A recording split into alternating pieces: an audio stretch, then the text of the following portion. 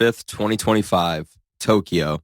Satoru Gojo walks through Shibuya with his hands in his pockets, blindfold on, completely unbothered by the chaos around him. Cursed spirits flee at his presence. Other jujutsu sorcerers watch in awe. He's the strongest sorcerer alive, possibly the strongest in history, and everyone knows it, including him, especially him.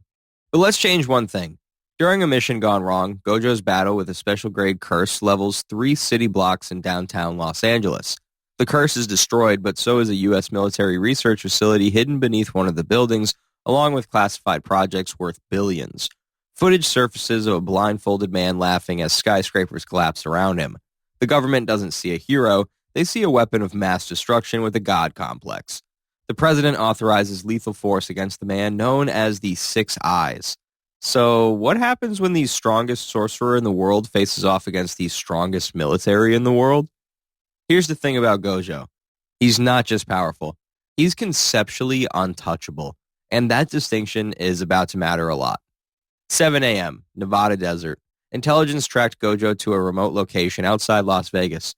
A Reaper drone locks on from 25,000 feet and fires 2 AGM-114 Hellfire missiles, shaped charges that create jets of molten copper moving at 25,000 feet per second, designed to burn through tank armor. The missiles close in at Mach 1.3. Gojo doesn't move, doesn't flinch, doesn't even look up. Both Hellfires stop dead in midair, 3 inches from his face. This is Infinity, Gojo's signature technique. It's not a barrier, it's not a force field, it's the manipulation of space itself at the atomic level.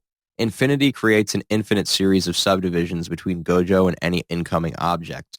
The closer something gets, the slower it moves, asymptotically approaching but never reaching zero distance. In mathematical terms, it's like Zeno's paradox made real. The missiles will never touch him. They physically cannot. Gojo flicks his wrist. The missiles reverse course and detonate against the drone, turning $30 million of military hardware into a fireball. 7:30 a.m.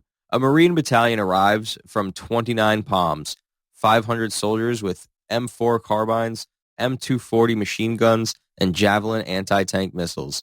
They surround Gojo's position and open fire simultaneously. Every single bullet stops in midair. Thousands of rounds suspended around Gojo like frozen rain, forming a perfect sphere of halted ammunition. He stands at the center, looking mildly amused.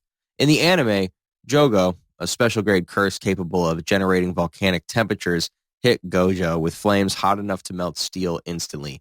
The fire stopped at infinity without even warming his skin. The Marines watch in horror as Gojo reverses the bullets' trajectories. He's merciful enough to aim for equipment instead of soldiers. Humvees explode, weapons shatter, communication equipment sparks and dies. In 30 seconds, an entire battalion is disarmed without Gojo taking a single step. 8 a.m. The Pentagon's crisis room is in chaos. Analysts try to explain what they're seeing on satellite feeds. Projectiles stopping in midair, missiles reversing course. It doesn't match any known physics. They decide to try overwhelming force. M1 Abrams tanks roll in from Fort Irwin, their 120mm cannons firing sabot rounds, tungsten darts at Mach 5 with 12 megajoules of kinetic energy. Apache helicopters launch full Hellfire salvos. F-16s streak overhead, dropping 2,000-pound JDAMs. The combined assault would level a small city. Against Gojo, it creates a spectacular light show as every projectile, missile, and bomb freezes in a perfect shell around him. The explosions that do detonate stop at infinity's edge. Their force distributed across infinite space until it equals zero. This is the problem with fighting Gojo. Raw power is irrelevant. It doesn't matter if you hit him with 1,800 joules or 18 billion joules. Infinity doesn't discriminate based on force. It's an absolute defense against anything that tries to reach him through physical space. 9 a.m. Gojo decides he's bored of playing defense. Time to show them what the strongest sorcerer can actually do. He removes his blindfold, revealing the Six Eyes, an ocular ability that lets him see cursed energy at the atomic level and process information faster than any computer. The Six Eyes also makes his technique usage infinitely efficient. Where other sorcerers burn through energy in minutes, Gojo can fight for days without rest. He raises one hand toward the tank column. Blue. Cursed technique lapse. Blue generates a point of attraction that pulls matter toward it with overwhelming force. In the anime, this technique collapsed buildings and cratered streets. A point of negative space that sucks everything toward it like a miniature black hole. 3 Abrams tanks, 210 tons of steel combined, crumple inward like soda cans, dragged toward a point no larger than a basketball. The sound of screaming metal echoes across the desert. Helicopters fight their rotors as they're pulled off course, 2 of them colliding midair. Then Gojo raises his other hand. Red. Curse technique reversal. Red generates repulsive force, the opposite of blue. It blasts outward with twice the power of blue's attraction. The remaining tanks are launched backward like toys, tumbling end over end before crashing into the desert floor. Soldiers are thrown hundreds of feet, saved only by their body armor absorbing some of the impact. 10 a.m. The Joint Chiefs authorized the GBU-57 Massive Ordnance Penetrator. A B-2 Spirit bomber releases 30,000 pounds of bunker-busting explosive from 45,000 feet. 11 tons of TNT equivalent, enough to tunnel through 200 feet of reinforced concrete. The MOP falls toward Gojo at terminal velocity. He watches it descend with mild interest, then brings both hands together.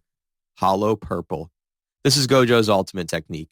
The fusion of blue and red into something far more terrifying. Hollow purple doesn't explode, it doesn't burn, it erases. The technique fires a slow-moving sphere that annihilates everything in its path at the atomic level. Matter simply ceases to exist. The purple sphere melts the falling MOP. There's no explosion, no shockwave. The 30,000-pound bomb simply vanishes, carved out of existence, along with a column of air stretching miles into the sky. The B-2 bomber that dropped it loses its entire tail section to the technique's edge, spiraling down as the crew ejects. In the anime, Hollow Purple carved a perfect line of destruction through an entire forest without disturbing a single leaf outside its path. The precision is absolute, and there's no defense against something that simply removes you from existence. 11 a.m.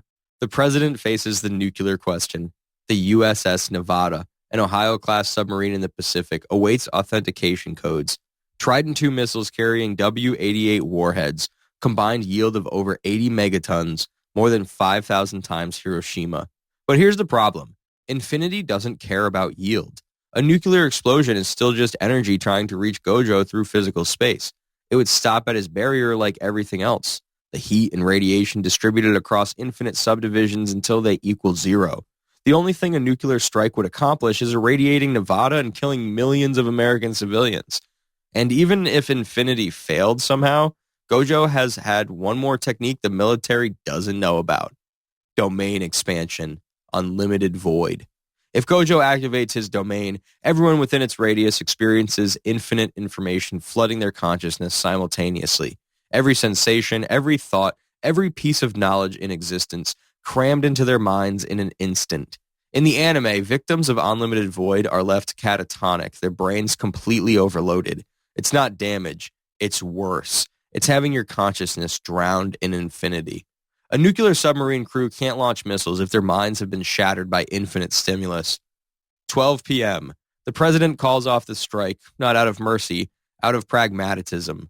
Every weapon they've developed has failed. Satellite imagery shows one man standing in the center of a wasteland of destroyed military equipment, blindfold back on, looking like he's waiting for something actually challenging to happen. Gojo stretches, clearly disappointed, then vanishes. The 6 eyes let him perceive cursed energy anywhere on Earth. He knows when he's being watched and exactly how to disappear when he's done making his point. Final assessment. The U.S. military versus Gojo Satoru isn't a fight they can win. It's not even a fight they can participate in.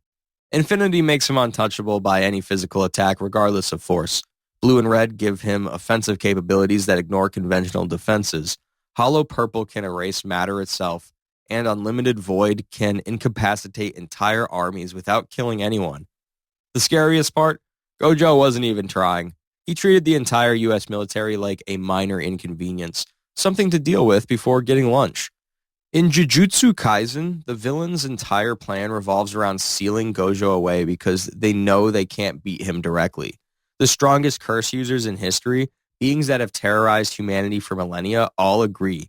You don't fight Gojo Satoru. You survive him. Earth's best defense against Gojo isn't weapons. It's hoping he stays on your side. That's all I had. If you want to see what happens